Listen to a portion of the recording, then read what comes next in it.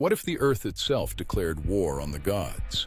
Not monsters from beyond, but the ground beneath every mortal foot, rising up in fury against Olympus. At the center of this story stands Zeus, king of the Olympian gods. He had already fought one great war to claim his throne, and now he wanted nothing more than to rule in peace, secure and unchallenged. But that peace was fragile. Years earlier, Zeus and his fellow Olympians had overthrown the older generation of gods, the Titans, casting many of them down into Tartarus, a black abyss beneath the world. Those imprisoned Titans were the children of Gaia, the primordial goddess of the earth herself. Watching her offspring suffer in eternal darkness filled her with a grief that slowly hardened into rage. Gaia decided that if the Olympians could rise by overthrowing the old order, then she would raise a new army to overthrow them in turn. She would give the world giants, monstrous children born of her own body and the ancient blood of the sky. These giants were unlike anything the world had seen. Towering, serpent-tailed warriors of immense strength, born directly from the earth and nearly impossible for any single god to destroy alone. Among them stood Alcyoneus, the eldest and mightiest of the giants, bound by fate to his homeland. As long as his feet touched his native soil, he could never truly die. Beside him rose Porphyrion, proudest and most powerful of all the giants, crowned king among them. He burned with ambition to cast down Zeus, seize Olympus, and claim Hera, the queen of the gods, for his own.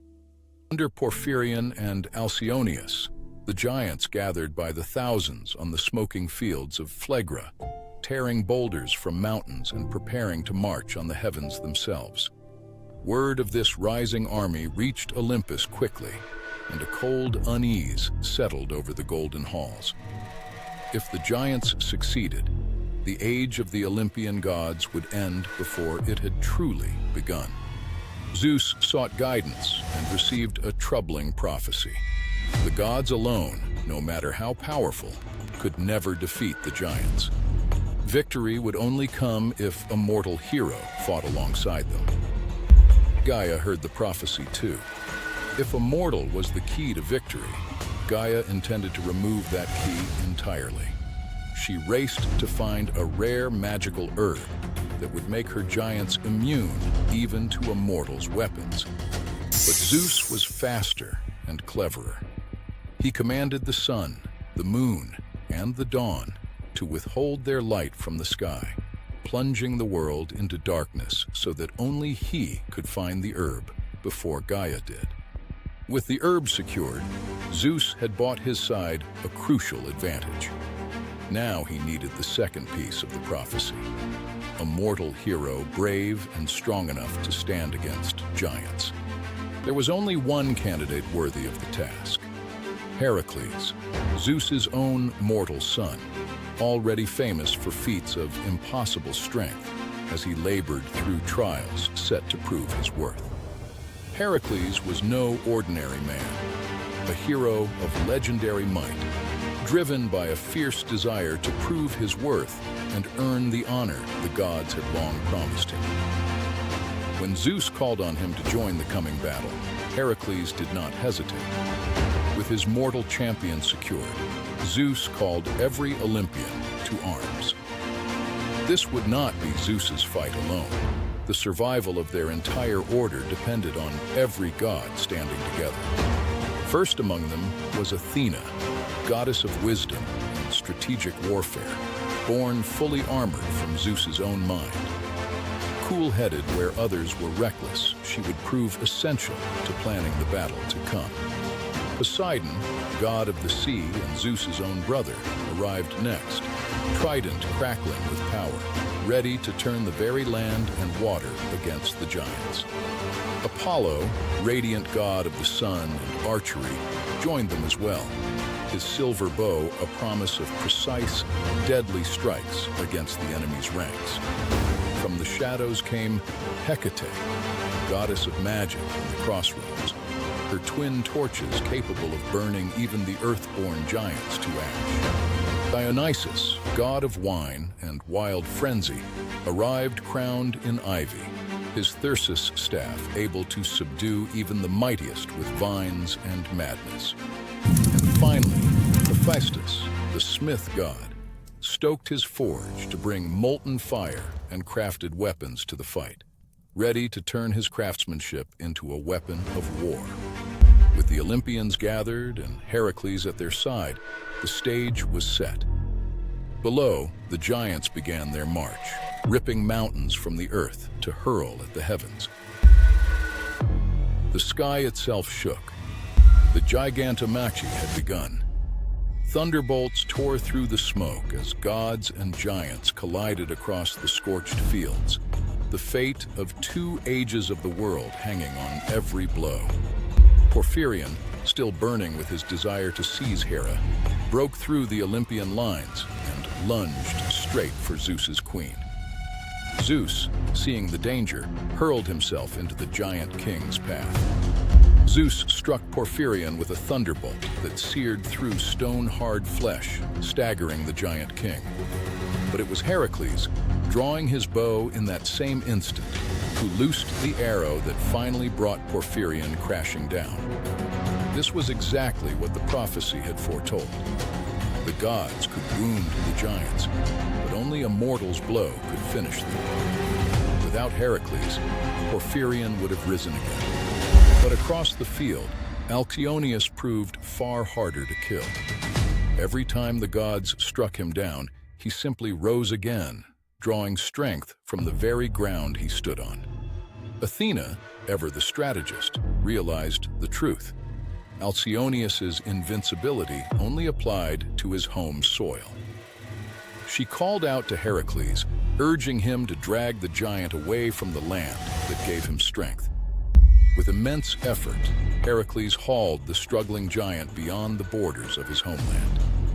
The moment Alcyoneus's feet left his native soil, his ancient power vanished, and Heracles struck him down for good.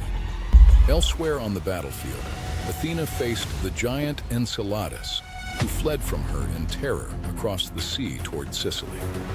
Refusing to let him escape, she tore a massive piece of the island itself from the earth and crushed him beneath it. The people of the ancient world later said that Giant still lay trapped beneath the mountain, his fiery breath and restless, shifting the true cause of every volcanic eruption from that peak. Poseidon, meanwhile, chased the giant polyboats across the sea. Cornering him near a scattering of small islands, Poseidon tore one free from the seabed and hurled it down upon the fleeing giant, sealing him beneath the waves forever. Back on the main battlefield, the giant Ephialtes charged toward Apollo and Heracles, roaring in fury. Working together, Apollo loosed an arrow into one of his eyes, while Heracles struck the other, blinding and felling him in a single coordinated strike. Nearby, Hecate turned her twin torches on the giant Clytius, wreathing him in unnatural fire until he collapsed into ash, no match for her ancient sorcery. Dionysus, laughing amid the chaos, wrapped the giant Eurytus in crushing vines from his thyrsus, subduing him just long enough for the final blow to land.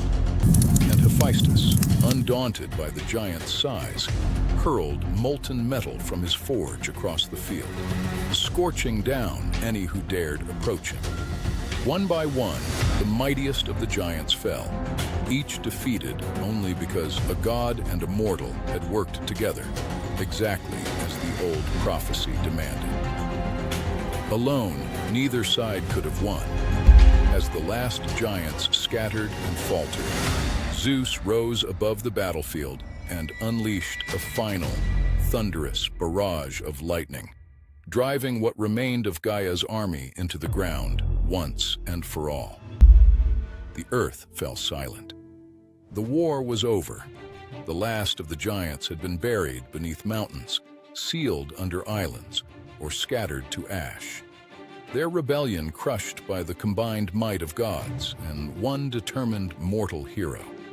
Far beneath the earth, Gaia felt each of her children fall, one after another. Her rage finally gave way to weary grief, and she sank back into the silence of the world, her rebellion spent.